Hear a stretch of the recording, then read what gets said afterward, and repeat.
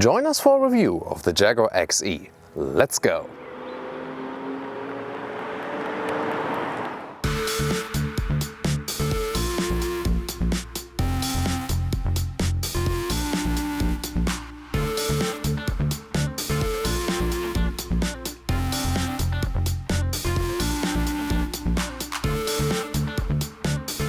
In the front here, the Jaguar XE with the facelift, recent update, got slimmer LED lamps here.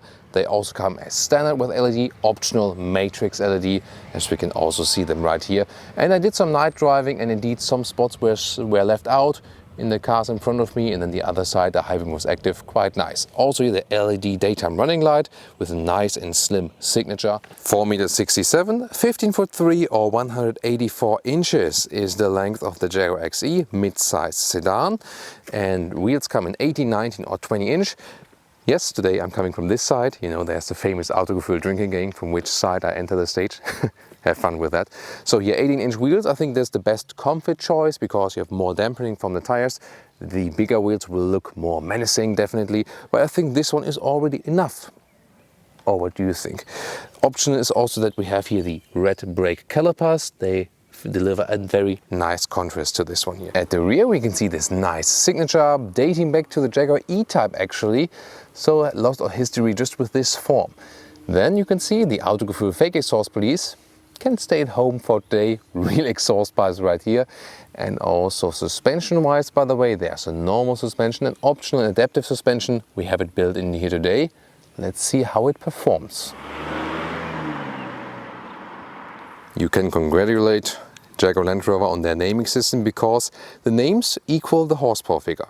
D180, 2-liter 4-cylinder diesel, rear-wheel drive or all-wheel drive. Then the petrol engines, turbo petrol, 2-liter 4-cylinder P250, the one you can see here. Rear-wheel drive or all-wheel drive, today rear-wheel drive 6.5 seconds acceleration. And P300, where the acceleration figure would be 5.7 seconds and always with all-wheel drive.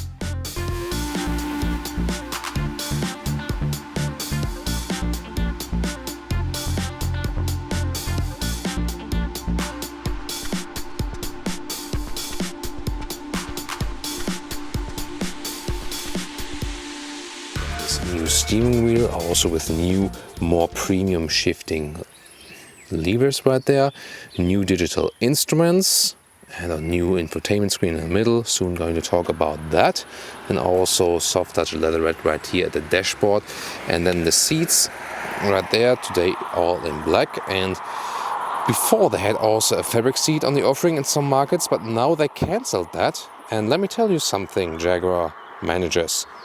People who buy a brand that is named after a big cat are usually also lovers of animals and appreciate when no animals are getting killed for their seats or support an industry that is really cruel. Yeah, so Land Rover has a lot of offerings in this case already. Jaguar actually does not. Now let's get inside. Of course, a shoe tap to keep this cat clean from the inside. So it's a typical mid-size sedan seating position, quite sporty already, new steering wheel design. It looks also quite fancy. 1.86 or 6'1", and when I put the seat to the lowest position, still have some headroom left. Interior overview, you can see, very thick here, this element, but a soft touch, and also here. Good soft touch materials. New 10-inch screen on the right. You can see the Apple CarPlay integration here. Android Auto also available. Soon more details to the screens. Left side, you start with a small screen with analog instruments, and optional you can get the full digital instruments, 12.3 inch, as you can see them right here. Also soon more details to that. New steering wheel, again from this perspective, quite elegant and also good in the size. Right side for setting the cruise control, also heated steering wheel, but these are capacitive buttons actually. They give some kind of a feedback, still not the biggest fan. However, on the left side here is for the volume wheel, and this is like really cheaply integrated, so it doesn't resonate the rest of the build quality. It leads to the screen here. Let's test this Meridian sound system. Yeah, it's actually quite cool. So not the best I've heard or something, but yeah, delivers us a good crystal clear sound. Satisfied with that. I want to hear some music now. Anyways, let's continue right here. So the integration of the CarPlay is very well done, and this is then here the GPS map. So yeah, I think it's quite okay. It could be a little bit more responsive, but overall does the job. Here you can always hop back to the Apple CarPlay, for example. And I like the frameless rear mirror. That's actually quite cool. And the view to the rear is of course limited because of the sedan style. And then this digital mirror can help us. So then we have a more clear view to the back. And now to the rear. What is quite cool is that we have a soft touch at the inside of the rear door. And then when I'm driving here, it directly fits, so that's okay then for 4 tall adults. Also headroom wise, so me with 1m86 or 6'1" directly fitting in here, but then it's a little bit strange. You seem to be like a little bit offset here, you know? So like the seat is here, but actually I'm sitting more like here. So that's a little bit strange from the rear bench wise. The trunk here also available with the electric opening, 440 liters, of course typical sedan limited right here. The length is about 1 meter and the width in the front is 1 meter right here, but then here inside it's more like 85 centimeters, so that's really limited. You can see here the piece of luggage I have here, and let's try it in a vertical way. Yeah, that also fits. And then to fold the seats, actually you have these here, and I couldn't believe at the launch of this vehicle that they meant this seriously. And yeah, prototype stage and so on, but no, it stayed this way, and I still can't believe it. Welcome to Thomas's Driving Lounge with the Jaguar XE. Thomas is back in the Jag. Oh, here it seems some 911 get unloaded. Or maybe towed away. Who knows?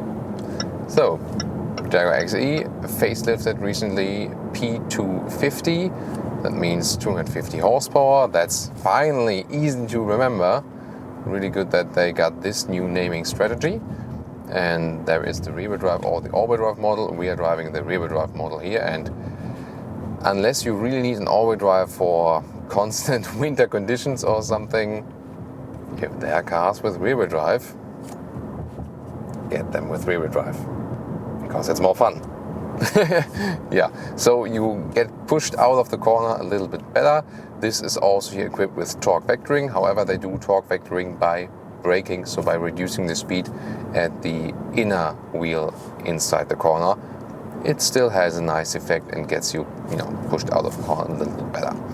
So mid-size segment here, and Jaguar is definitely striving in this sporty direction, so more comparable to a BMW. As for the driving characteristics here, I mean, it's a normal model here, nothing is special sport model. Yeah, we have, the sportier styling, but other than that, yeah, totally normal model. And you feel it from the adaptive suspension. That is an option, by the way, but still it's set out to be not super stiff, but definitely feel this is not supposed to be a boring vehicle, and it's just boring when you drive it really, really slowly. So steering is very direct. It's pretty light, yes, but I think very precise and good. So suspension-wise, driving-wise, steering feeling-wise, and so on, this is where the new Jaguars are really, really good at. So it's definitely already a lot of fun, even though when you're just cruising. I'm talking about cruising, a minimum consumption, or let's say, I would even say it's a realistic consumption, is about 7 liters on 100 kilometers. That's 34 mpg US or 41 mpg UK. And for a mid-size segment petrol engine, not too bad. Nothing really special, but again, really not too bad. So rolling downhill here now a little bit. We have different driving modes available. We can also set stuff on the steering wheel.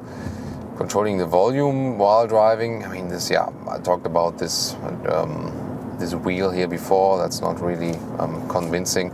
Cruise control is set here on the right side. I'll soon display that on the motorway, and we'll also head out to the motorway where we can do a high-speed test. Typical Autogefühl German Autobahn high-speed test. That's where, separates the man from the boys, right? So we're doing flying start. We'll start about 40 kilometers an hour. I'll reduce the speed just a little bit. See, there's no one behind us. Safety is always first here at Autogefühl. It's the most important thing. So we are heading 40 kilometers an hour and let's go.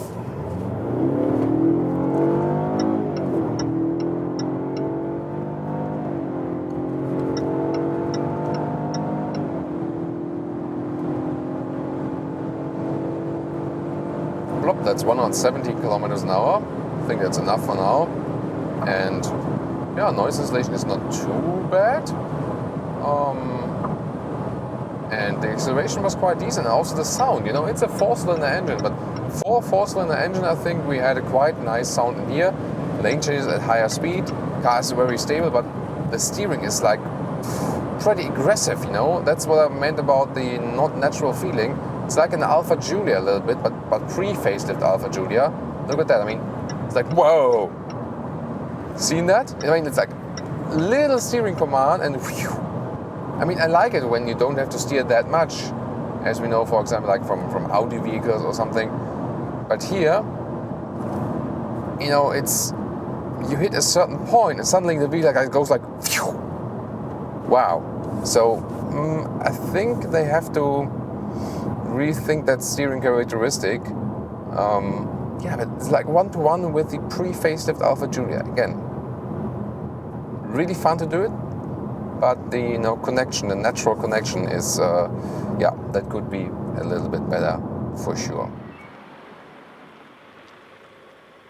And now to our conclusion for today with the Jaguar XE. Updates here, especially from the exterior, slimmer headlamps, so it looks a little bit more modern, definitely.